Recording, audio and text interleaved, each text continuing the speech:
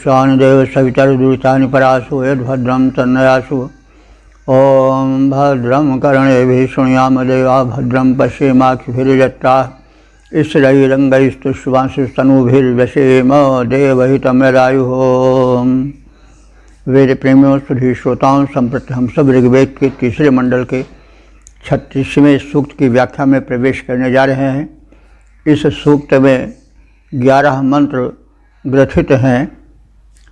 सभी मंत्रों में प्रयुक्त छंद हैं त्रिष्टुप।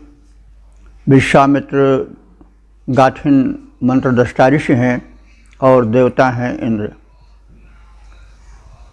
अब इस तीसरे मंडल के 36वें सूक्त के पहले मंत्र के शीर्षक से परिचित हो लें। शीर्षक है यज्ञों से वर्धित होने वाले इंद्र का हव्यान और स्तुति श्रवण हेतु आवाहन। अब संबंधित मंत्र का सर्वप्रथम सस्वर पाठ हो जाए।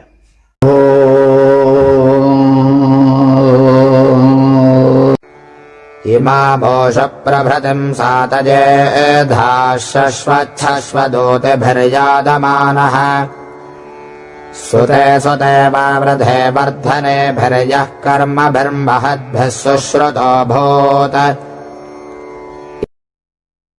इस पहले मंत्र में विश्वामित्र ऋषि बता रहे हैं कि इंद्र अपने महिमा से ही महिमान्वित हैं और वे सक्षम हैं, सर्व साधन संपन्न हैं। वे हम सबके यज्ञों में पधारें और संरक्षण प्रदान करें। ऋषि कह रहा है कि ऊति भी कहते हैं संरक्षण साधन को। ऊति माने संरक्षण साधन और ऊति भी माने संरक्षण साधनों द्वारा। तो हे इंद्र, तुम्हारे पास रक्षा के अनंत साधन हैं, अनंत उपाय हैं, उनसे तुम संपन्न हो और इमाम सुप्रभृतिम, हमारी इस सुप्रभृतिम माने सुंदर स्तुतियों को जो भाव से भरी हुई हैं उनको सुनो। और सातय माने सात कहते हैं अन्न को। तो अब सातय चतुर्थी है प्रयोजन अर्थ में, अन्न प्रदान करने के लिए। सातय धाह, सत अन्न को तुम धारण करते रहते हो, यानी अन्न तुम्हारे अधिकार में है। तो सातय धाह, उस अन्न को हमें प्रदान करने के लिए, हमें धारण कराने के लिए आप हमारे यज्ञ में आओ। तो सात शब्द अन्न के लिए है, लेकिन अब ये प्रचलित नहीं रह गया है। तो सातय अन्न, तो अन्न सबसे बड़ा धन है, क्योंकि मनुष्य को आहार की आवश्यकता सर्वप्रथम होती है और आहार के पश्चात फिर अन्य कार्य आते हैं। तो इसलिए आहार के विषय में प्रथम प्रार्थना करनी चाहिए और ऋषि ही कर रहा है, क्योंकि अन्न से ही प्राणी, अन्नात् भवन्ति भूतानि, गीता में भी कहा गया है कि अन्न से ही सब प्राणी होते हैं। अन्न का मतलब केवल अनाज ही नहीं, वरन यावत खाद्यान्न है, जो कुछ खाया पिया जाता है वो सब अन्न ही है। अद्यते इति अन्ना। तो समस्त प्राणी आहार से ही पुष्ट होते हैं। आहार की कोटियाँ भिन्न हो सकती हैं। कोई फलाहार करता है, कोई दुग्धाहार करता है, कोई अन्नाहार करता है, कुछ प्राणी मांसाहार ही करते हैं। जो वृक्ष लताएं वनस्पतियां हैं उनके भी अपने आहार हैं, वे भी आहार करते हैं। यानी जीवन के लिए चाहे जल जगत हो चाहे जंगम जगत हो, प्रथम आहार की आवश्यकता पड़ती है। हालांकि हमें मन को भी आहार चाहिए। हमारा मन जब तृप्त होता है, पुष्ट होता है, तभी शरीर संतुलित और संतुष्ट रह पाता है। तो हर शब्द को व्यापकता से देखना चाहिए। आहार से मतलब नहीं कि हम भूखों मर रहे हैं, हमको बस खिला ही दो। आहार से मतलब हुआ जिससे हमें परितः समन्तात तृप्ति की अनुभूति हो, वही आहार है। तो आहार के लिए प्रार्थना किया जा रहा है कि आप समर्थ हो, हमें आहार प्रदान करो और तुम ऐसे हो कि महद भी कर्म भी अपने संरक्षण के महान कर्मों के द्वारा सुश्रुतः प्रसिद्धि पाए हो। परमात्मा के सब काम महान हैं जिनका वर्णन होता रहा है। तुमने धरती गगन बनाया, तुमने तारों को चमकाया, तो सब कुछ उसी का ही तो है कर्म। हम वसुधा में सांसें ले रहे हैं, जल पी रहे हैं, हमें इन सबकी उपलब्धि हो रही है, वो उस प्रबंधक की प्रबंधन शक्ति ही का तो परिणाम है। और इसी कारण वो सुश्रुत है। सुश्रुत माने प्रसिद्ध है। तो परमात्मा को सभी याद करते हैं। परमात्मा वो है कि बिना उसके कोई जी नहीं सकता है। आज भी यद्यपि संसार बहुत आगे बढ़ गया है, लेकिन फिर भी धार्मिक स्थलों पर भीड़ की कमी नहीं होती है। क्योंकि मनुष्य को यह अनुभव होता है, उसके डीएनए में या रक्त में यह मिल गया है, और स्वयं उसके विचार से भी उसे प्रतीत होता रहता है कि मनुष्य के ही हाथ में सब कुछ नहीं है। बागडोर किसी अन्य के हाथ में है, और उस अन्य को वो किसी भी नाम से संबोधन दे, उसके लिए कहीं इकट्ठा हो, मंदिर में हो, मस्जिद में हो, गुरुद्वारे में हो, गिरजाघर में हो, लेकिन होता है उस शक्ति के लिए ही। क्योंकि उस शक्तिमान की शक्ति का वो अनुभवन प्रतिक्षण करता है, और जीवन में यह अनुभव करता है कि एक अदृश्य शक्ति के सहायता बिना, उसके संरक्षण के बिना हम लाख कर लें, लेकिन अंततः सफल नहीं हो सकते हैं। किसी अदृश्य शक्ति की कृपा दृष्टि की हमें आवश्यकता होती है। उस अदृश्य शक्ति को लोगों ने अनेक नामों से नामित किया है, वो अलग की बात है। तो अब यहाँ शब्द आया है कि सुश्रुतः भूत, तुम विश्रुत हो गए हो, प्रसिद्ध हो गए हैं, क्योंकि अपने कर्मों के द्वारा तुमने जो इस सृष्टि को रचना कर इसमें तरह तरह से प्रबंधन किया है कि जीवन समस्त प्राणियों का सम्यक रीति से चल सके। तो यह उसी का तो प्रबंधन है जिसका वर्णन पीछे भी होता आया है कि पहाड़ बनाया, नदियां बनाई, समुद्र में गिरने का प्रबंध किया। तो जल इतना है, अगर कहीं जाने का प्रबंध न होता तब पहाड़ न होती तो भी नदियां न होती। और उसके बाद ऐसा ढलाव किया कि समुद्र की ओर ही जाता है और समुद्र में मिल जाता है अतुल जल। तो कहने की ये मतलब कि हमें इसका अनुभवन करना चाहिए। इससे लाभ यह होता है कि हम अदृश्य शक्ति पर विश्वास करते हैं, और वह विश्वास जो है बड़ा आवश्यक है, विश्वासो फलदायक। तो इस प्रकार से ऋषि कह रहा है कि हे इंद्र परमात्मन, तुम्हारा जो शिष्य संचालन में सत्कर्म है वह विश्रुत है, तुम्हें महान बना चुका है, तुम्हें प्रसिद्धि दे चुका है। तो वर्धने भी वा वृद्धे, हम अपने विकास के लिए तुम्हारा निरंतर स्मरण करते हैं। हे इंद्र, तुम संरक्षण साधनों से संपन्न हो, हमारी उत्तम स्तुतियों का श्रवण करो और हमें अन्नादि से संपन्न करो।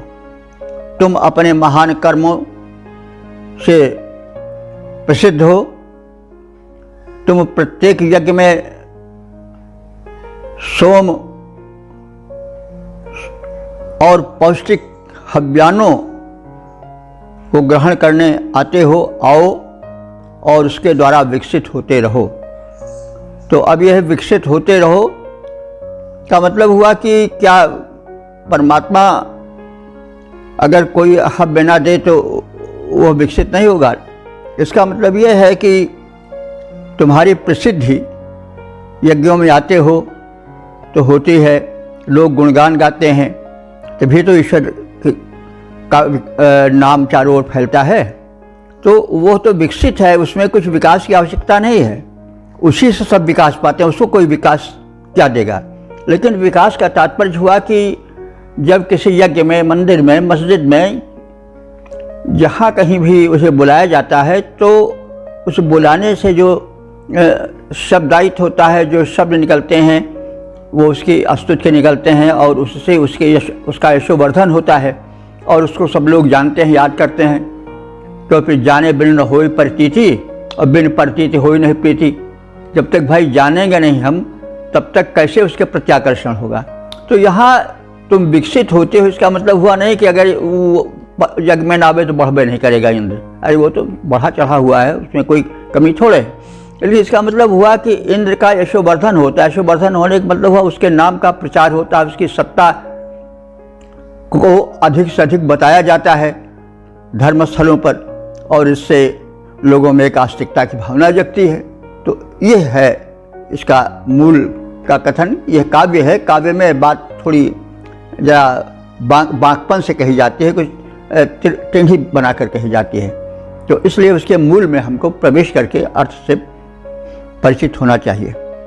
पद्य रूपांतरण है, रक्षण साधन संपन्न इंद्र, रक्षण साधन संपन्न इंद्र स्तुतियाँ सुन हम सबको संपन्न करो, उत्तम कर्मों से विकसित हो, अन्नादिक से भंडार भरो। तुम हो प्रसिद्ध शुभ कर्मों से, प्रत्येक यज्ञ में आ जाओ, यज्ञों में वर्धित होते हो, यज्ञों में वर्धित होते हो, हव्यान ग्रहण करने आओ। ओ वेद प्रेमियों सुधी श्रोताओं, संप्रति हम ऋग्वेद के तीसरे मंडल के 36वें सूक्त के दूसरे मंत्र की व्याख्या में प्रवेश करने जा रहे हैं। मंत्र दृष्टा ऋषि हैं विश्वामित्र, गाथिन देवता इंद्र और छंद त्रिष्टुप है। विषय है इंद्र सोमपान कर शत्रु नाश करें। अब संबंधित मंत्र का सर्वप्रथम सस्वर पाठ हो जाए।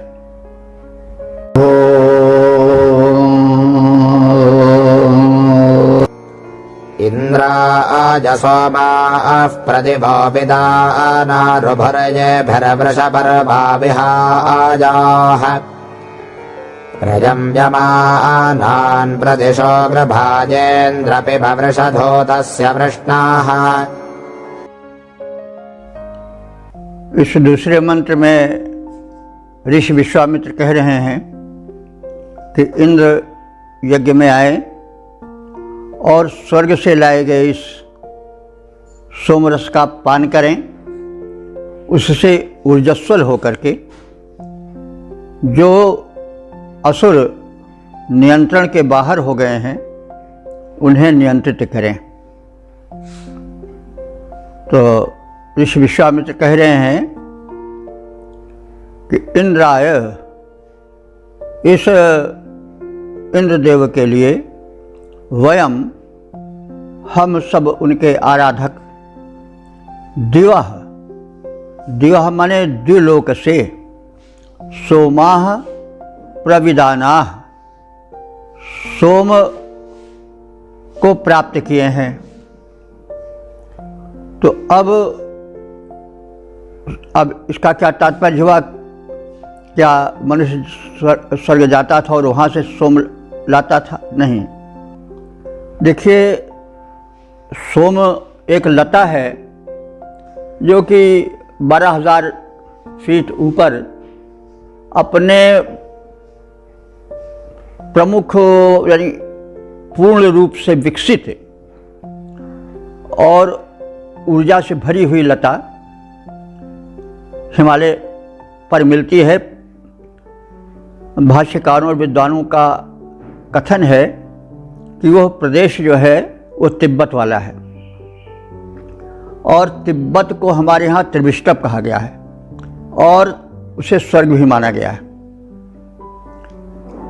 पांडवों का स्वर्गमन हम सुने हैं महाभारत में कि पांडव सशरीर स्वर्ग गए, तो वो स्वर्ग हिमालय पर गए, हिमालय पर चढ़ाई शुरू की, तो वो स्वर्ग हिमालय पर है ऐसी मान्यता है।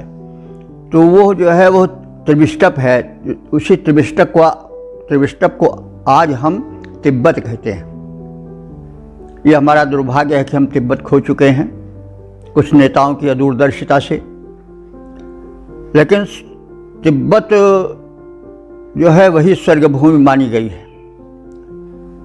पांडवों का स्वर्गारोहण तिब्बत के ही हुआ था। शेष पांडव तो गल गए थे, केवल युधिष्ठिर बचे थे, ऐसा कहा जाता है। तो कहने के तात्पर्य है कि जो सोमलता तिब्बत में प्राप्त होती है वो सर्वोत्कृष्ट होती है। उसमें जो विटामिन होता है, पौष्टिकता होती है, वो बढ़ी चढ़ी होती है। तो तिब्बत वाला जो सोमरस है, यानी वहाँ उत्पन्न सोमलता से जो निचोड़ा गया सोमरस होता है, वो बड़ा ही दिव्य होता है। तो इंद्र के लिए हम उस दिव्य सोमरस को यज्ञ में लाए हैं, ऐसा कहने का तात्पर्य हुआ कि बड़े श्रम से स्वर्ग जाकर के हम सोमरस को लाए हैं। तो अब आशय स्पष्ट हो गया।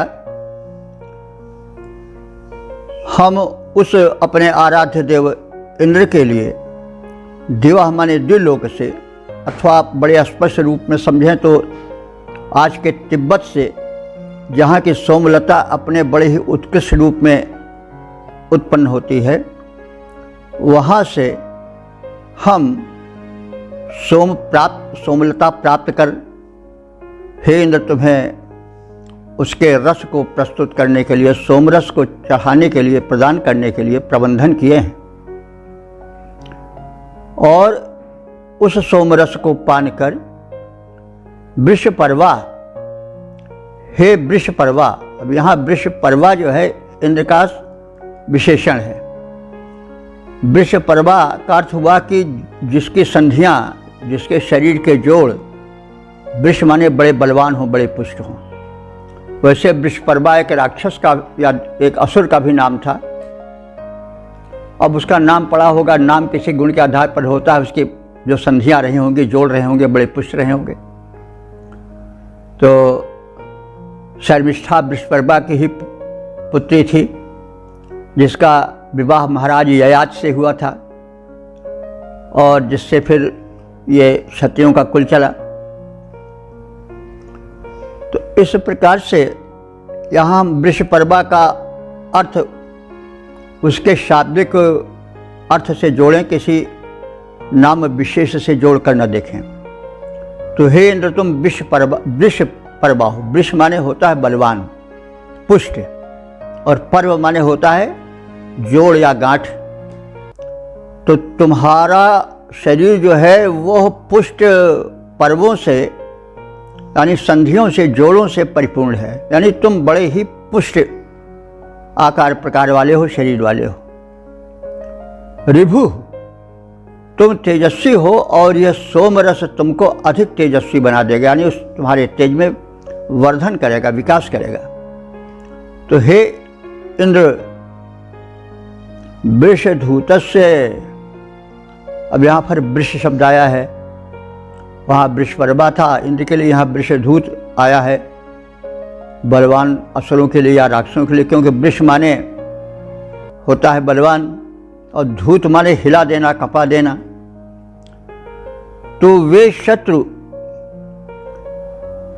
जो कि बड़े बलवान हैं, लेकिन उनको भी तुम धूत कर देने वाले यानी कंपित कर देने वाले हो। हे इंद्र, तुम बलवान असुरों को, शत्रुओं को धूत कर देने वाले हो, यानी प्रकंपित कर देने वाले हो। तो वृषधूत से तुझे शत्रुओं को प्रकंपित कर देने वाले इंद्र को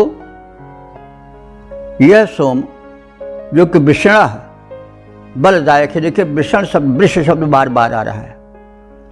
तो ऋग्वेद में हम देख रहे हैं कि वृष शब्द जो है वह बलवान या बलशाली के लिए आता है।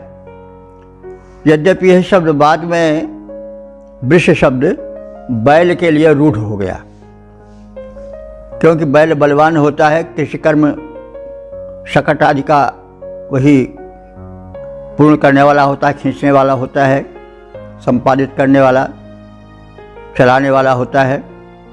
तो उसमें बल है तभी तो अंत में वो होते होते वृष जो है वो रूढ़ हो गया बैल के लिए, क्योंकि बैल बलवान होता है, उसमें दम होता है, दमखम होता है। तो लेकिन अब ऋग्वेद भाषा का प्रारंभिक रूप है, इसलिए शब्द रूढ़ नहीं हो सके हैं। वे बाद में रूढ़ हो गए, माने प्रचलित हो गए, किसी वस्तु विशेष से जोड़कर उसी से जुड़ गए और हम लोग उसी को जानते हैं। इसलिए वेदार्थ में प्रवेश करने पर अर्थ में यह दुरूहता आना स्वाभाविक ही है, और इसीलिए हम शब्दों की व्युत्पत्ति भी करते चलते हैं। और इस संदर्भ में इस मीडियम से जो प्रसारित हो रहा है YouTube पर सुनना अधिक उपयोगी होगा। यद्यपि प्रभु कृपा से हमारे द्वारा मंत्रों का एक तरफ से पूरा भाष्य कहिए या व्याख्या कहिए हो चुकी है, लेकिन उसमें मर्यादाएं हैं, एक बाध्यता है, विस्तार नहीं दिया जा सकता है, क्योंकि बड़ा आकार प्रकार हो जाएगा, फिर प्रचार प्रसार कैसे होगा, इतना पैसा बढ़ जाएगा कि कौन देगा। तो लेकिन इसको सुनेंगे तो हर शब्द की व्युत्पत्ति, विशेषता, फिर शब्द कैसे रूढ़ होता है, ये भाषा विज्ञान का विषय है, लेकिन हम उसे भी बताने की चेष्टा करते हैं और इससे ऋग्वेद की भाषा पर, उसकी प्राचीनता पर और उसकी वैज्ञानिकता पर भी एक प्रकाश पड़ता है और उसका ज्ञान होना आवश्यक है। तो वृष शब्द यहाँ पर बार बार आ रहा है, बलवान के लिए हो रहा है, कभी वो इंद्र के लिए हो रहा है, कभी बलवान असुरों के लिए हो रहा है।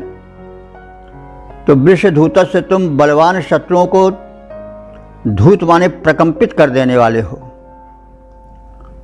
और इसलिए तुम वृषण इस बलप्रद सोम का पान करो। यहाँ वृषण जो है वो संबोधन या उसका विशेषण जो सोम है उसका हुआ है, यानी सोम के लिए प्रयुक्त हुआ है। तो तुम वृषण सोमम पिब, तुम इस बलदायक सोम का पान करो जो कि स्वर्ग से तिब्बत से लाया गया है, जो कि अधिक पौष्टिकता से युक्त है। पर्यम्य मानान, और इस प्रकार से वर्धित बल वाले, विकसित बल वाले हे इंद्रदेव तुम पर्यम्य मानान, अब यह उन असुरों का संबोधन बनकर अथवा विशेषण बनकर आया है जो कि बहुत बढ़ गए हैं, जो कि मर्यादाओं का उल्लंघन करके एक अशांति पैदा कर रहे हैं समाज में, और इसलिए वे प्रेम प्रयम्य मानान, वे नियंत्रण करने की स्थिति में है, यानी उनका नियंत्रण होना आवश्यक है।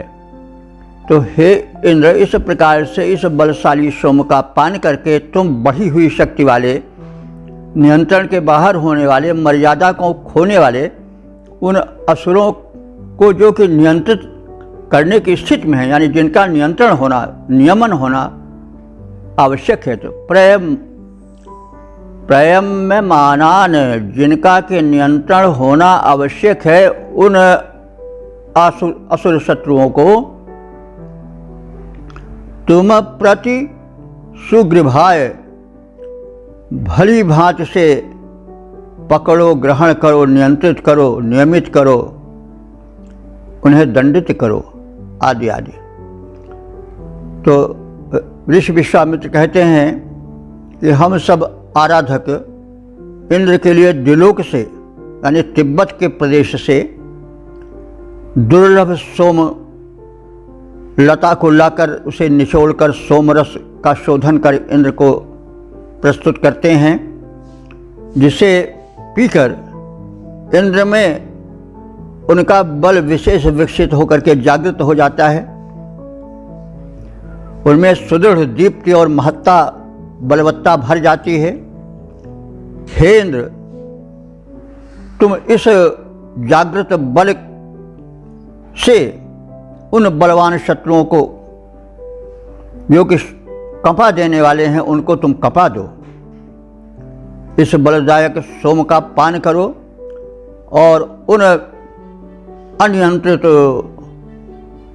शत्रुओं का जो मानवता का उत्पीड़न कर रहे हैं, उनको नियंत्रित करो और ऐसे शत्रुओं का विनाश करो। उनके अनुचित विकसित बल पर नियंत्रण करो। पद रूपांतरण है, हम दिलोक से इंद्र देव के हेतु सोम हैं लाते, पीकर जिसे इंद्र बलशाली तेजवान बन जाते। आर्य को कंपित करने वाले इंद्र परम बलवान, करो अदम्य शत्रु को वश में कर पुष्ट सोमरस पान। ओम। वेद प्रेमियों, सुधी श्रोताओं, संप्रति हम ऋग्वेद के तीसरे मंडल के 36वें सूक्त के तीसरे मंत्र की व्याख्या में प्रवेश करने जा रहे हैं। मंत्र दृष्टा विश्वामित्र गाथिन, देवता इंद्र और छंद त्रिष्टुप है। शीर्षक है पूर्वोत इंद्र को सोमपान करने के लिए आवाहन करना। अब संबंधित मंत्र का सस्वर पाठ हो जाए।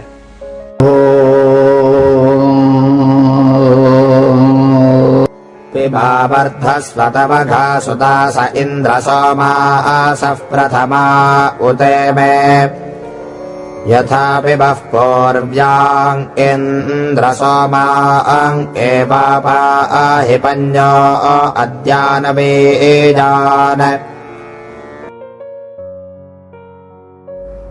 इस तीसरे मंत्र में इंद्र से सोमपान का आग्रह किया गया है और उस सोमपान से वर्धित बल द्वारा शत्रुओं को नष्ट करने का संकेत किया गया है। तो सोम के विषय में बहुत कुछ कहा जा चुका है। सोम एक पौष्टिकतापूर्ण जरा व्याधि नाशक रसायन तो है ही, साथ ही साथ ये ब्रह्मांडीय ऊर्जा का भी प्रतीक है, क्योंकि जो किसी पदार्थ में ऊर्जा आती है वो कहीं से मिलती है तभी आती है। तो ऊर्जा का भंडार तो व्यापक है, लेकिन कुछ पदार्थों में वो विशेष रूप से संचित हो जाता है। जैसे जल है, जल के राज सागर तो बहुत विस्तृत है, बहुत गंभीर है। कहा जाता है कि पृथ्वी में 3 हिस्सा जल है, समुद्र फैला हुआ है, एक हिस्से में स्थल है। तो जो हमारे घर में कुएं में, बावड़ी में, तालाब में, नदी में जल मिलता है वो सब सागर का ही जल तो है। उस महान जल के कोश से हमें अपने घर में एक आवश्यकता के लिए, प्यास बुझाने के लिए जल मिलता है। वैसे ही सोम भी है। ब्रह्मांडीय ऊर्जा तो अनंत है, लेकिन वह सोम में संचित हो जाती है, विशेष रूप से सोमलता में। ये तो इसका बाह्य रूप है, लेकिन ऊर्जा, शक्ति, एनर्जी जहाँ है वहाँ सोम का प्रेजेंस या सोम की विद्यमानता भी है। तो भक्ति में भी एक आकर्षण है, बल है, प्रार्थना में भी एक आकर्षण और बल है। तो आकर्षण और बल सोम का ही परिणाम है। तो इसलिए हम प्रसंगानुकूल उसे भक्ति भावना से जोड़ सकते हैं, उसे हम अपने दृढ़ निश्चय से जोड़ सकते हैं। तो सोम को आप ऊर्जा का स्रोत समझें। ब्रह्मांडीय ऊर्जा सोम है, वो विविध पदार्थों में अवतरित होती है, संक्रमित होती है। सोमलता में उसका विशेष संचयन है। तो इस सब आशय को लेकर के हम अर्थ जगत में प्रवेश करेंगे तो अर्थ का हमें सम्यक बोध होगा और तब आनंद होगा। क्योंकि जाने बिन न होई प्रतीति, बिन प्रतीति होई नहीं प्रीति। किसी वस्तु का ज्ञान प्रथम आवश्यक है, तभी उसके प्रति आकर्षण होगा। तो अब कहा जा रहा है, ऋषि कह रहा है कि इंद्र, हे इंद्र, पिब, तुम इस ऊर्जस्वल सोम का पान करो। अब भक्त का भी हो सकता है, क्योंकि उसमें भी एक आकर्षण शक्ति है, वो भी सोम का रूप है। तो तुम इस सोम का पान करो, वर्धस्व, इससे बढ़ो। बढ़ो का मतलब क्या हुआ कि उससे तुम्हारी ऊर्जा में नवीन जागरण हो। प्रथमा उत इमे, प्रथमा माने पहले, पूर्व काल में जैसे तुम सोम पान करते आए हो, और उसी प्रकार से इस समय भी सोम पान करो। सुतासह, सुतासह माने निचोड़ा गया, सोमलता से निचोड़ा कर शोधित किया गया सोम रस प्रस्तुत है। पूर्व्यान सोमान यथा अपिवह, जैसे पहले तुम शोधित सोमरस का पान करते थे, वैसे ही अद्य, आज भी, यानी इस समय इस यज्ञ में जो प्रस्तुत होने जा रहा है सोमरस, उसको भी पान करो।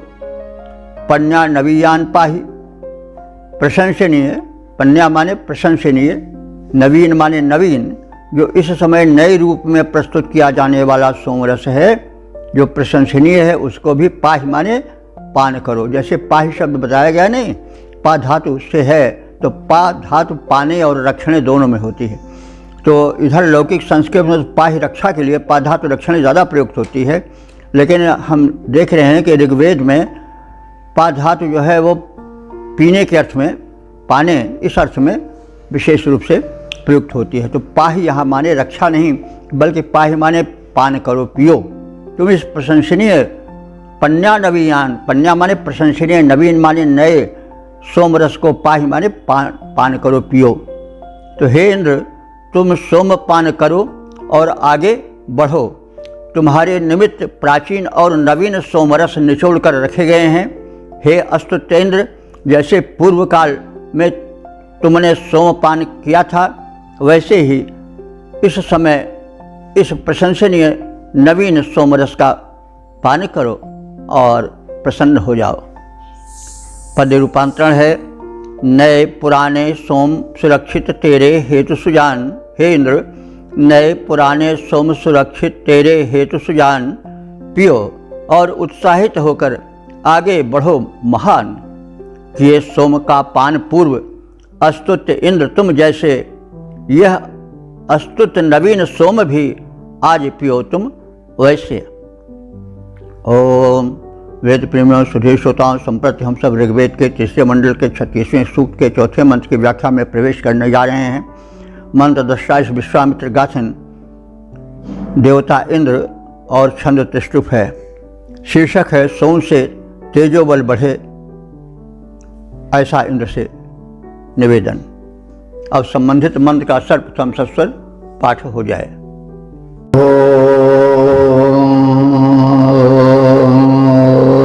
महाङ्कमत्रो वृजने विरप्स्यो उग्रं शवः पत्यते धृष्ट्वाजाः नाह विव्याज पृथिवी च नैनं यत्सोमासो हर्यश्वममन्दन्। इस चौथे मंत्र में बताया गया है कि यों तो इंद्र सहज रूप से परम तेजस्वी है, ओजस्वी है, किंतु जब वह सोमपान कर लेता है तो उसका बल विशेष रूप से विकसित हो जाता है। तो अब सोम से हम सोमरस को कर लें, एक पौष्टिक पदार्थ के पीने से शक्ति में वर्धन होता ही है, लेकिन इंद्र तो परम शक्ति है, उसकी शक्ति कभी क्षीण या शिथिल नहीं होती है। अब यह है कि उसमें एक विकास विशेष आ जाता है जब वो प्रार्थित होता है, प्रार्थना रूपी सोमरस उसको पिलाया जाता है। उसको हम कई रूप से देख सकते हैं, जैसे हनुमान जी के विषय में है नहीं, उनमें अतुल बल तेज था, लेकिन वो तब तक नहीं उभार में आता था जब तक कि प्रार्थना नहीं की जाती थी। प्रार्थना का मतलब हुआ उनके गुण धर्मों का वर्णन। तो जब तक स्तुति माध्यम से उनके गुणों का स्मरण, उनकी शक्ति का स्मरण नहीं कराया जाता था, तब तक वो शक्ति उनमें रहती तो थी या है, विराजमान तो रही है, लेकिन उसका उद्गार, उसका प्रकटीकरण, उसकी ओजस्विता तब तक नहीं आती थी जब तक कि उनको उनके बल का स्मरण नहीं कराया जाता था। जैसा आप सब जानते हैं, लंका गमन के समय जब समुद्र की समस्या आ गई कि कैसे जाया जाए, तो वो कुछ नहीं बोल रहे थे, तमाम लोग कह रहे थे।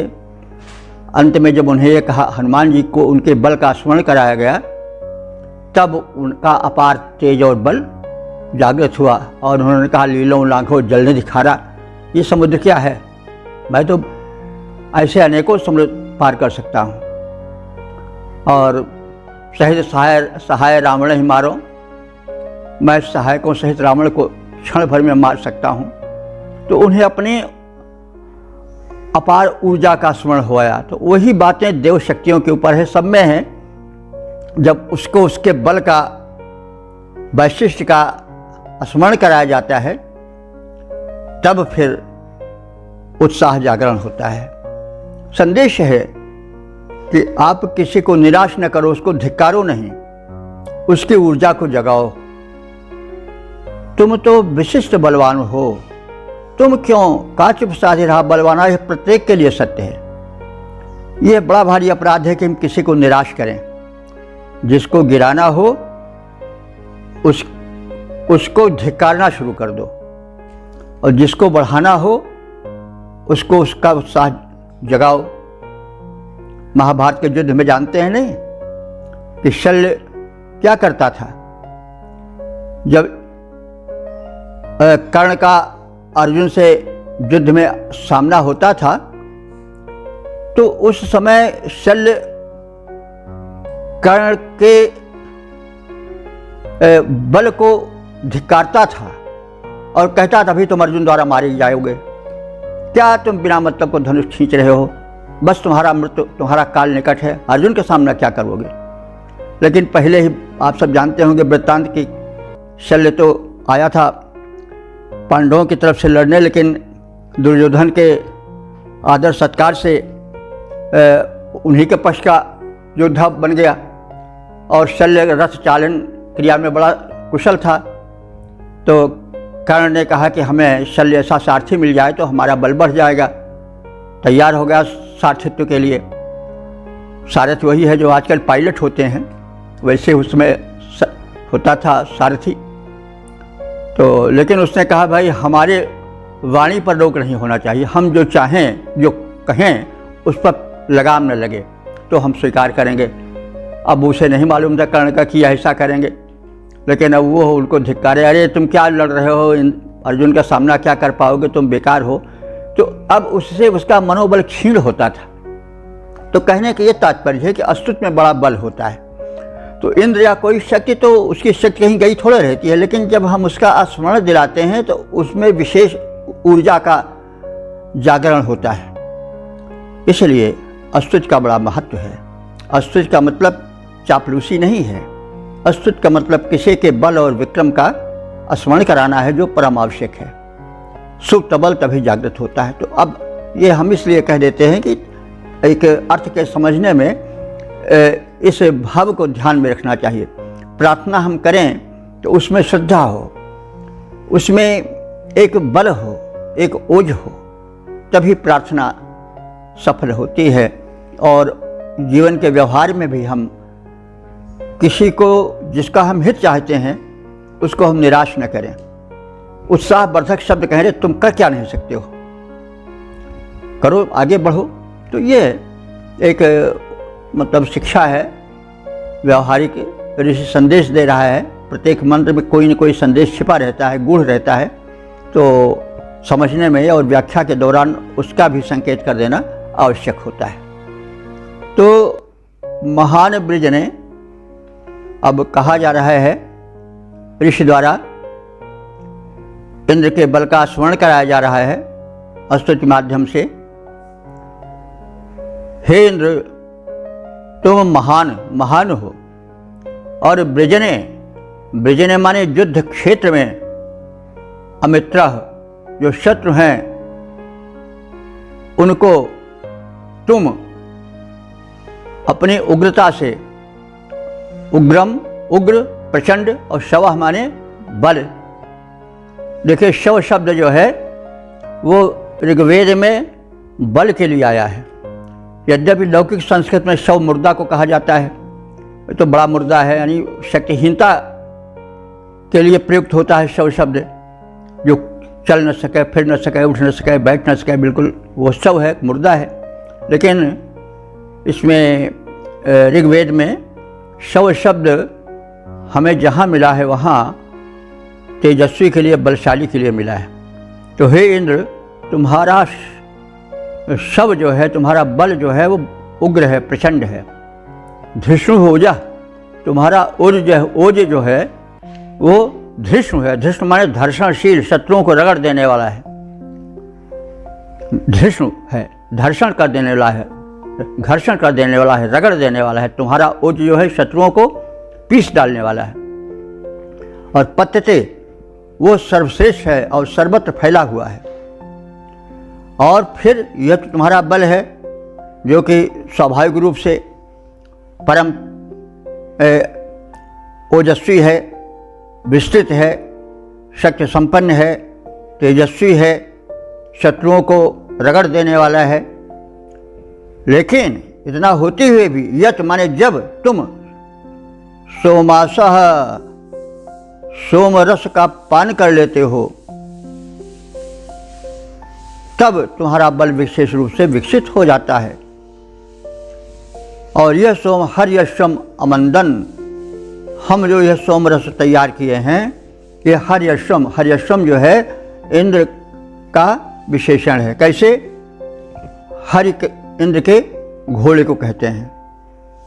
और तो हरि अश्वम माने हरि नाम के घोड़े जिसके यान में चलने वाले हैं, ऐसा इंद्र। बहुब्रीहि समास है कि हरि अश्वम, वे इंद्र जिनके की अश्व हरि हैं, ऐसे हरि अश्व इस सोमरस से अमंदन, आनंदित होते हैं। एवं पृथ्वी न अह विव्याच, जब वे इस सोमरस द्वारा आनंदित हो जाते हैं तो उनके शक्ति में नवीन वर्धन और जागरण होता है।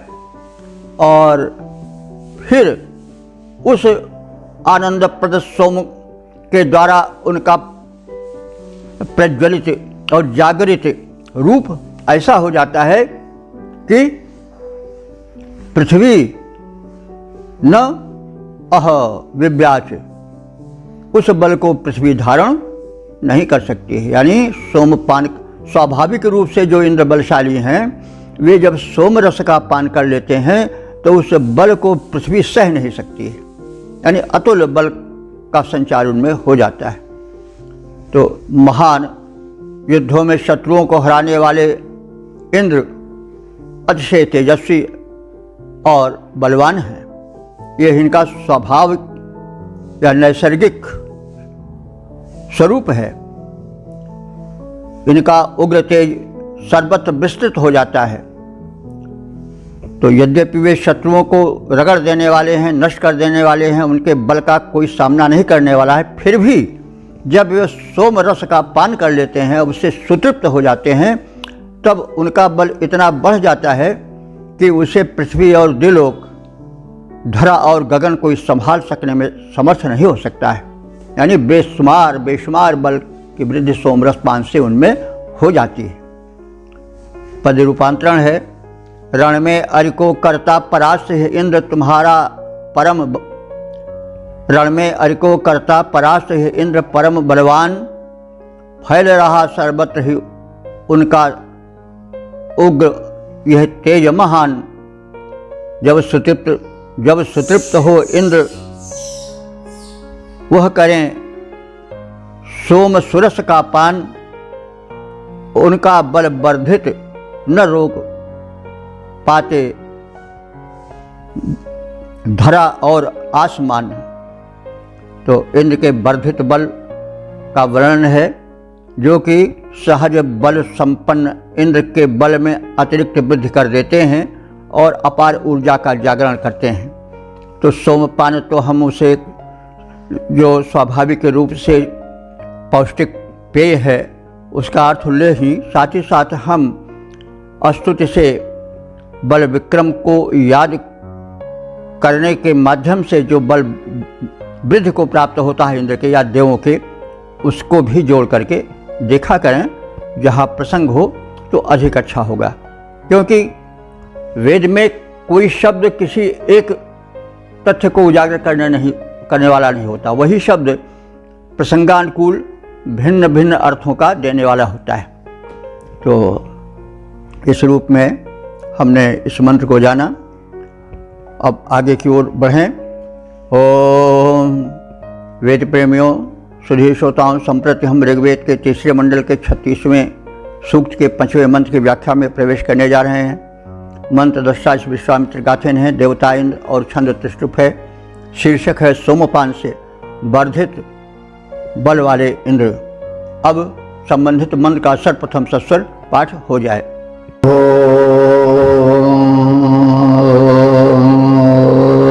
महां उग्रो वावृधे वीर्याय समाचक्रे वृषभः काव्येन इन्द्रो भगो वाजता अस्य गावः प्रजायन्ते दक्षिणा अस्य पूर्वीः। इस 5वें मंत्र में बताया गया है कि इंद्र अपने अतुल बल का प्रयोग रचनात्मक कार्यों में करता है। तो महान उग्रह इंद्र, महान उग्रह च, इंद्र जो है वो महान है और महान के साथ ही साथ प्रचंड भी है, उग्र भी है, बलशाली भी है। वीर्याय वावृधे, वह अपने पराक्रम से, वावृधे माने वृद्धि प्राप्त करता है, उसके पराक्रम के कारण उसका यशोवर्धन है। और वृषभ भगः इंद्र, और वह जो वृषभ, अब यही वृषभ देखिए, हमेशा आप देख रहे हैं कि बलशाली के लिए वृषभ आ रहा है, बैल के लिए नहीं आ रहा है। वो इंद्र जो है वह वृषभ है, बैल है। अब यही अर्थ में अंतर पड़ जाता है। अगर आप किसी को कह दो बैल कह दो तो बिगड़ जाएगा। बैल का अर्थ लोग मूर्ख भी मान लेते हैं। बैल कहीं का किसी को कह दो तो वो अच्छा नहीं मानेगा। लेकिन इंद्र को यहाँ वृषभ कहा गया है, क्योंकि ऋग्वैदिक काल में वृषभ जो है वो बलशाली के लिए अधिक प्रयोग होता था, बैल के लिए नहीं। तो इंद्र जो है वो क्या है? वृषभ है, बलशाली है, भगह माने ऐश्वर्यवान है। तो वह बलवान और ऐश्वर्यवान इंद्र काव्येन समाचक्रे, काव्य में स्तोत्रों से प्रकाशित होता है, उसका यशवर्धन होता है। और इंद्र की उपयोगिता और महत्ता यह है कि उसके प्रभाव से ही गावः वाजदाह, गावः माने क्या होता है? गायें, लेकिन गो का अर्थ पृथ्वी भी होता है। तो बाज शब्द आया है, बाज का अर्थ अन्न होता है, और दा माने प्रदान करने वाली। तो इंद्र की शक्ति जो है वो गावः वाजदाह, तो गावः माने पृथ्वियों को, भूमियों को, गो माने पृथ्वी भी होता है, गो माने गाय भी होता है, गो माने इंद्रिय भी होता है। तो अनेक शब्द मतलब अनेक अर्थ गो से होते हैं, प्रसंगानुकूल उनका प्रयोग किया जाता है और समझा जाता है। इस इंद्र की अस्य गावः, इस इंद्र की भूमियाँ, यानी सबे भूमि भगवान की, तो इंद्र की तो सारी भूमियाँ ही हैं, लेकिन अस्य गावः, इस इंद्र की जो भूमियाँ हैं वे बड़ी उपयोगी हैं और वाजदाह, अन्न प्रदान करने वाली, अन्न प्रदात्री हैं, खाद्यान्न प्रदान करती हैं। तो यह महान और वीर इंद्र अपने पराक्रम का उपयोग उत्तम कार्यों में, रक्षण में लगाता है। देखिए, देवों में भी शक्ति होती है, दानवों में भी शक्ति होती है। राम में भी शक्ति थी, रावण में भी शक्ति थी, कृष्ण में शक्ति थी, लेकिन कंस में भी शक्ति थी। तो अंतर क्या हुआ कि राम की शक्ति देवत्व से जुड़ गई, क्योंकि वो शुभ कार्यों में लगती थी। भले ही संहार होता था उस शक्ति द्वारा, लेकिन वो शुभ कार्यों के लिए होता था, दानवीय शक्तियों को उखाड़ फेंकने के लिए होता था। और जो दानवों का बल प्रयोग होता था, असुरों का बल प्रयोग होता था, रावण का बल प्रयोग होता था, वो निर्बलों को सताने के लिए होता था। वही बात कंस के लिए है। कंस भी अपने बल का प्रयोग वध में करता था, निर्दोषों के वध में करता था, सताने में करता था। वो तो बड़ा ही अत्याचारी था भाई। उसने जाने कितने बालकों का वध करा डाला कृष्ण के संदर्भ में, अपनी बहन को ही मारने को तैयार हो गया था, बहनोई को कैद कर लिया था, क्या क्या किए। तो बड़ा ही गिरा हुआ राजा था। अब इसीलिए कृष्ण ने उसको मारा। रावण तो उससे अच्छा ही था, इतना अत्याचार रावण नहीं करता जितना कंस करता था। खैर, दोनों अत्याचारी थे, दोनों मारे गए। और वह बल जिसने इन दुष्टों को संहार किया वो देवों का बल था। और इंद्र में भी वही दैवी बल है, वो भी शक्ति का प्रयोग करता है, कभी किसी को उबारने के लिए करता है, कभी किसी को मारने के लिए करता है। तो यहाँ पर दिखाया गया है इंद्र जो है वो अपने बल का सार्थक रचनात्मक प्रयोग करता है। यही उसकी विशेषता है, यही उसका देवत्व है। तो इंद्र महान है, उग्र है, उसका पराक्रम बढ़ता रहता है। वो वृषभ है, बलवान है, ऐश्वर्यवान है, लेकिन वो अपने शक्ति का रचनात्मक प्रयोग करता है। और उसकी शक्ति को जागृत कौन करते हैं? काव्य करते हैं, मंत्र करते हैं। कैसे मंत्र? जो कि उसके स्तुति में लिखे गए हैं और उसके बल का प्रकाशन करने वाले हैं। तो काव्येन समाचक्रे, बलवान ऐश्वर्यशाली इंद्र का तेजोबल उसके स्तुति में कहे गए काव्य में स्तोत्रों द्वारा प्रकाशित होता है। और अस्य गावः वाजदाः, ऐसे उस परोपकारी महान शक्तिधारी इंद्र की गायें जो हैं, यानी भूमियाँ जो हैं, वह अन्न प्रदात्री हैं। तो यह महान और वीर इंद्र अपने पराक्रम का उपयोग उत्तम कार्यों को करने के लिए करता है। बलवान इंद्र इसीलिए उत्तम स्तोत्रों के माध्यम से स्तोताओं द्वारा सर्वत्र प्रकाशित किया जाता है। इंद्र की भूमियाँ उसके प्रभाव से उत्तम अन्न उपजाती हैं। पद रूपांतरण है, उत्तम कार्यों में वीर इंद्र अपनी शक्तियाँ लगाता है, इसीलिए अश्रुत से उसका यश फैलाया जाता है। भूभाग इंद्र के कारण ही अत्यधिक अन्न उपजाते हैं। ऐश्वर्यवान बलवान इंद्र अत्यधिक प्रशंसा पाते हैं। तो प्रशंसा पाने के लिए, देवता बनने के लिए आवश्यक है अपनी शक्तियों का रचनात्मक प्रयोग किया जाए। यह संदेश है मंत्र का। ओम वेद प्रेमियों, सुधीर श्रोताओं, संप्रति हम सब ऋग्वेद के 3 मंडल के 36वें सूक्त के 6ठे मंत्र की व्याख्या में प्रवेश करने जा रहे हैं। मंत्र दृष्टा विश्वामित्र गाथिन।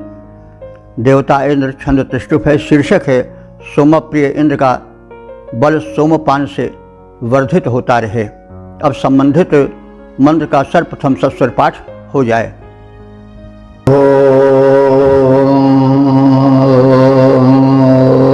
प्रयच्छिन्धवः प्रसवं यथा जन्नापः समुद्रं रथ्येव जग्मः अतश्चिदिन्द्रः सदसोपरि जान्यदें सोमः प्रणति दुग्धो अंशः। इस 6ठे मंत्र में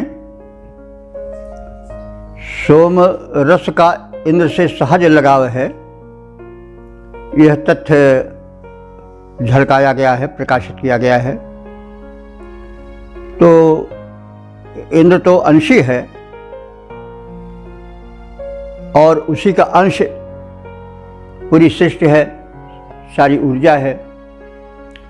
तो अंशी और अंश का संबंध बड़ा प्रगाढ़ होता है। तो इसलिए इंद्र का और सोम का बड़े निकट का संबंध है। सोम इंद्र की ओर आकर्षित होता है, इंद्र सोम की ओर आकर्षित होते हैं। ऊर्जा का भी प्रतीक सोम है, तो जो ऊर्जावान है उसका और ऊर्जा का घनिष्ठ संबंध रहेगा ही। बल और बलशाली दोनों एक हैं, दोनों अलग नहीं किया जा सकते। अगर अलग हो जाएगा तो उनकी सत्ता संकट में पड़ जाएगी। तो वैसे सोम इंद्र का अंश है और इंद्र सोम के अंशी हैं, तो उनका सहज संपर्क और सहज संबंध है। अब इसी तथ्य को उदाहरणों द्वारा सिद्ध किया जा रहा है इस मंत्र में कि जैसे जल जो है वो समुद्र का अंश है, समुद्र से उत्पन्न होता है, सूर्य की किरणों से बाष्पित होकर के बादल बनता है और बादल से जल गिरता है, पहाड़ों पर भी गिरता है और समतल भाग में गिरता है। लेकिन पहाड़ के ऊंचे चोटी पर बैठा हुआ जल जब पिघलता है तो वो भागता है कहाँ की ओर? समुद्र की ओर भागता है। नदियों के माध्यम से समुद्र में जाकर के मिलता है, वहीं उसको शांति मिलती है।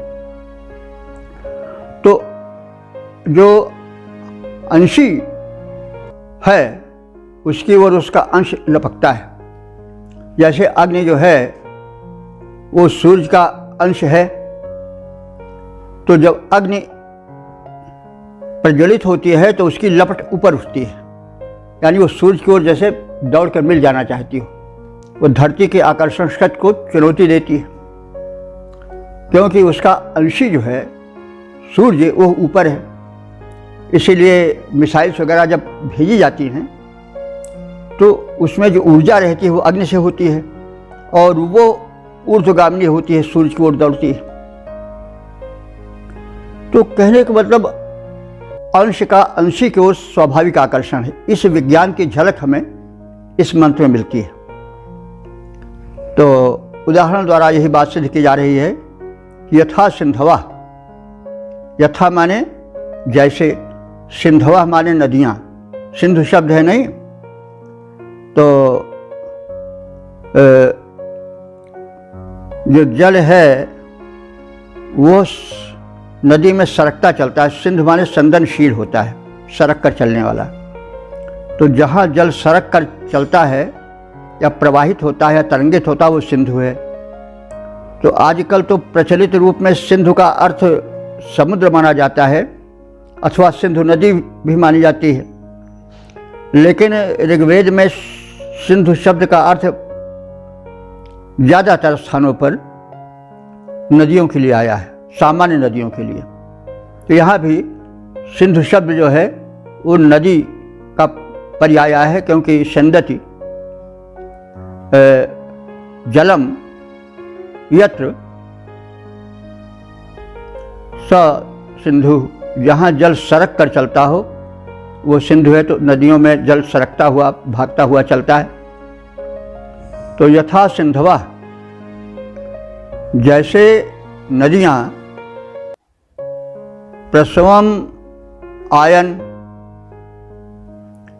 प्रसवम माने प्रसव का, यानी जन्म का मूल स्थान प्रसव स्थान कहा जाता है। तो जैसे अपने प्रसव स्थान पर, तो नदियों का प्रसव स्थान क्या है या जल का प्रसव स्थान क्या है? तो जल ही से तो नदियाँ बनती हैं, और जल का प्रसव स्थान कहाँ है? सागर है। तो प्रसवम आयन माने अपने जन्म के स्थान अर्थात सागर में जैसे धरती का जल नदियों के माध्यम से दौड़कर चला जाता है, दौड़ता हुआ जाता है, और नदियाँ समुद्र मिल जाती हैं। तो और वो जल जो है नदियों का कैसे दौड़ता है, इसके लिए उपमा दे रहा है, दृष्टांत दे रहा है ऋषि कि आपह। तो वह आपह जल भी कैसे दौड़ता है? समुद्रम रथ्या इव जगमुह, वह जल, वह आप, समुद्रम माने समुद्र की ओर, रथ्या माने रथ की भांति बड़े वेग से, जगमुह माने जाता है। तो नदियाँ और उनका जल जो है वो अपने प्रसव स्थान समुद्र की ओर इतने वेग से भागता है कि जैसे प्रबल रथ सवेग दौड़ रहा हो। तो नदियों का दल दौड़ता हुआ जाता ही है, बड़े वेग से, रफ्तार से चलता है। तो कहा जा रहा है मंत्र में कि जिस प्रकार से नदियाँ और उन नदियों में भरा हुआ जल अपने प्रसव स्थान समुद्र की ओर बड़े वेग से रथ की भांति भागता हुआ बेरोक टोक चला जाता है, उसी प्रकार से दुग्धा अंशु सोमः, दुग्ध मिश्रित अंश माने तेजवान सोम भी इंद्रम प्रयाति, इंद्र की ओर जाता है। तो सोम जो है शक्ति का प्रतीक है और इंद्र शक्तिमान है। इस तरह से जो सोम हुआ वो अंश हुआ और इंद्र अंशी हुआ। सोम ऊर्जा का प्रतीक है और इंद्र ऊर्जाधारी है, वो उसका अंशी है। इसलिए यह जो ऊर्जस्वल सोम अंशी है वह अपने अंश उस परमात्मा इंद्र की ओर बड़े वेग से जाता है। वो सोम किस स्थिति में बड़े वेग से जाता है? जबकि वह दुग्ध से मिश्रित हो जाता है। तो यह आप सब जानते हैं कि सोम लता से सोम रस पत्थर से कूटकर निकाला जाता है, फिर छाना जाता है, फिर उसमें पवित्र जल मिलाया जाता है, फिर उसमें गोदुग्ध मिलाया जाता है, तब वो देवों को पान के लिए प्रदान किया जाता है। तो इस प्रकार से वो दुग्ध मिश्रित पौष्टिक पेय जो इंद्र को परम प्रिय है, वो अपने अंशी इंद्र की ओर अंश सोम जाता है और दुग्ध मिश्रण से वो अंशुल हो जाता है, माने तेजस्वी बन जाता है। अतः चित माने इसीलिए इंद्र सदसः वरीयान, इंद्र द्विलोक में भी सर्वश्रेष्ठ है, क्योंकि उसके पास शक्ति है, वो शक्ति का भंडार है, शक्ति का केंद्र है जहाँ से सारी शक्तियाँ वितरित होती हैं। वह अंशी है और अन्य शक्तियाँ अंश हैं। तो इंद्र इसी कारण से महान है कि सोम जो कि एक रसायन है, बल वीर्य वर्धक जरा व्याधि नाशक है, वो इंद्र की ओर, अपने अंशी की ओर दौड़ता है, जाता है। और इसलिए इंद्र की महत्ता अधिक है, क्योंकि वह अंशी है और संसार की सारी ऊर्जा उसका अंश है। तो अंश और अंशी के संबंध से यह बात सिद्ध की गई है कि ऊर्जा का परम केंद्र जो है वह इंद्र है, और उससे जो अंश रूप में बल और पराक्रम बिखरा हुआ है इस सृष्टि में, चाहे जहाँ हो, वह उसी के अंश है, उसी का एक छोटा सा भाग है। तो अंशी होने के कारण इंद्र सर्वाधिक पूज्य है। तो जिस प्रकार समस्त नदियाँ समुद्र में मिलती हैं और उसके समस्त जल रथ की भांति सवेग दौड़ते हुए समुद्र की ओर जाते हैं, क्योंकि समुद्र अंशी है और जल उसका अंश है, और वह अपने प्रसव स्थान माने उत्पत्ति स्थान, जहाँ से वो बादल के माध्यम से वृक्ष बनकर के आया है धरती पर, वो उसी ओर जाता है। देखिए, इसीलिए मनुष्य कुछ भी हो अपने अंशी परमात्मा की ओर भागता है, सदैव आनंद की खोज में रहता है मन। अब वो भटका रहता है, इसलिए आनंद कभी सुरा में, कभी सुंदरी में, कभी धन में, कभी दौलत में लगता है, वो बात अलग है। लेकिन चाहता है वो क्या? आनंद ही। और आनंद का मूल स्रोत कौन है? वो परमानंद परमात्मा। तो इसीलिए मन सदैव आनंद की खोज में रहता है। वो भटक करके भले सांसारिक माइक वस्तुओं में फंसा हो, लेकिन उसकी खोज रहती है आनंद की। और अंत में मनुष्य हारता है तो हे राम उसके मुख से निकलते हैं। राक्षस भी राम कहते थे अंत में। मारीच भी जब मारा गया तो पहले मनमा सुमिर श्री रामा, तो पहले उसने मन ही मन राम का स्मरण किया। हा राम। रावण भी मरते समय कहा जाता है कि राम का उच्चारण किया। दशरथ भी राम राम कहि राम, कहि राम राम कहि राम, तनु परिहर रघुबर बिरह राव गयो सुरधाम। तो मन सब अंश का अंशी सदैव खोजी रहता है। आत्मा जो है वह आनंद स्वरूप है और परब्रह्म परमात्मा का अंश है, इसलिए वो आनंद को खोजती रहती है। अंत में जब उसे ज्ञान हो जाता है तब वह परमात्मा की ओर जो है वो सीधे जाता है, और फिर उसे भोग रोग समभूषण भारू, उसे संसार के ऐश्वर्य, सारे सुख आराम धन दौलत कुछ नहीं समझ पड़ती है। मीरा राजरानी थी, लेकिन उन्होंने कभी सेज नहीं स्वीकार किया। उनके गुरु रैदास के विषय में कहा जाता है कि रैदास जो थे भगवान के भक्त थे, पहुँचे हुए भक्त थे। उन्होंने एक दारिद्र्य को अपनाया, क्योंकि जिसको परम आनंद मिल जाता है वो छोटे आनंद को क्या करेगा। तो उनके एक मित्र थे, वो आए और उन्होंने देखा कि मित्र तुम बड़ी दयनीय स्थिति में हो, मैं तुमको एक पारस पत्थर दे जा रहा हूँ, इसको जिस लोहे में स्पर्श कराओगे सोना बन जाएगा और तुम धनी मानी बन जाओगे। तो रैदास ने कहा कि ठीक है, आप इसी छपरी में रख दीजिए कहीं। तो रख दिए, जिस छपरी में के नीचे वो बैठे थे। बाद में 10-5 साल बीत गया तो वे अपने मित्र रैदास से मिलने आए और रास्ते में सोचते आए कि अब तो हमारा मित्र इतना संपन्न हो गया होगा कि हाथी घोड़े उसके दरवाजे पर झूल रहे होंगे।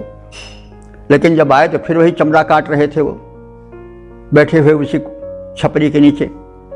तो चकित रह गए महात्मा जो उनको दे गए थे पारस पत्थर। अरे वो जो हम तुमको दे गए थे वो क्या हो गया? तो उन्होंने कहा अरे कहाँ आप रखे थे? जहाँ आपने रखा होगा वहीं पर होगा। तो जहाँ वो पारस पत्थर गए थे वहीं था। तो मतलब उनको ऐश्वर्य की इच्छा नहीं थी। कबीर अपने बेटे से इसलिए कमाल से बिगड़ गए और कह उठे कि बूढ़ा वंश कबीर का उपजा पूत कमाल। कबीर का वंश डूब गया, कमाल जैसा पुत्र उसके हुआ। अब आज के लोग तो चकित हो जाएंगे, यह कैसे? कोई लड़का धन दौलत लावे, चाहे चुरा के लावे, चाहे घूस लेके आवे, तो घर वाले माँ बाप बड़े खुश हो जाते कि हमारा लड़का बड़ा कमासुत है। लेकिन कबीर इसी पर कुपुत्र कह दिया अपने पुत्र को कि हरि को सुमिरन छोड़ के घर में लाया माल। अरे ये तो भगवान का स्मरण छोड़ करके धन दौलत के हीरे जवाहरात के इकट्ठे करने में पड़ गया। तो बूढ़ा वंश कबीर का वंश डूब गया। तो कारण ये था कि हमने कहीं किसी पुस्तक में पढ़ा है कि कमाल जी भी एक संत थे, कबीर के पुत्र थे, और वो भी अपने पिता की तरह ही मतलब त्यागी थे, धन के लोलुप नहीं थे, और जब उनके शिष्य उनको धन देते थे तो वो नकार देते थे। एक बार किसी श्रद्धालु ने उनके चदरिया में चुपके से एक हीरा बांध दिया। वो देख नहीं पाए, आए घर तो जब कबीर ने देखा कि हीरा लाया है तो उनको बड़ा कष्ट हुआ। कह रहे ये तो हीरा जवाहरात इकट्ठा करने लगा, और वो चिंतित होकर के बोल उठे क्रोध में कि बूढ़ा वंश कबीर के उपजापूत कमाल, हरि को सुमिरन छोड़ के घर में लाया माल। तो कहने का तात्पर्य यह है कि जो जिसका अंशी होता है, अंश उसी ओर दौड़ता है।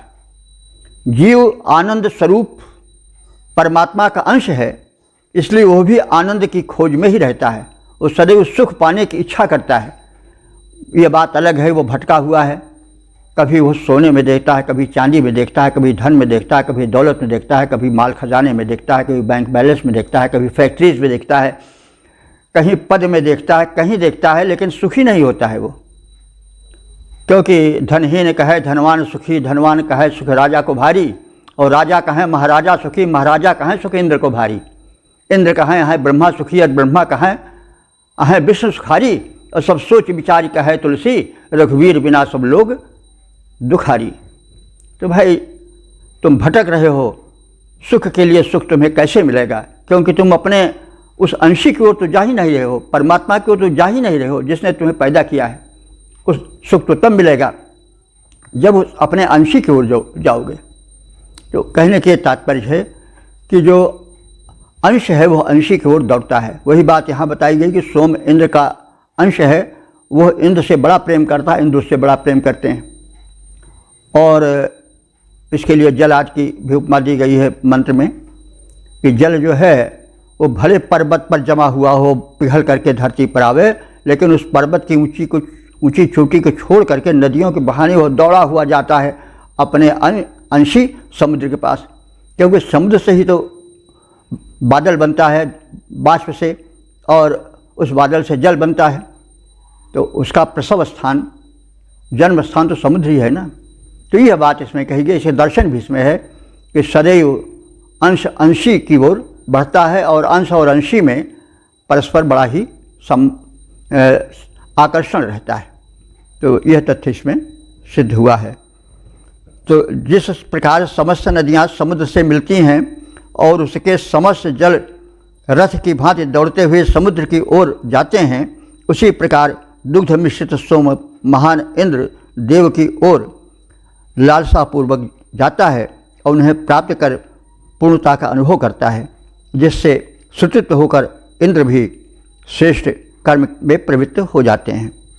पद रूपांतरण है, नदियाँ और समस्त नीर दौड़े सागर में मिलते जैसे, नदियाँ और समस्त नीर दौड़े सागर में मिलते जैसे, सोम दुग्ध मिश्रित सुरेंद्र से जाकर सोम रस मिलते वैसे, सोम सुतृप्त इंद्र बल विक्रम से परिपूरित हो आते, परिणामतः द्विलोक से भी वे बढ़ करके हो जाते।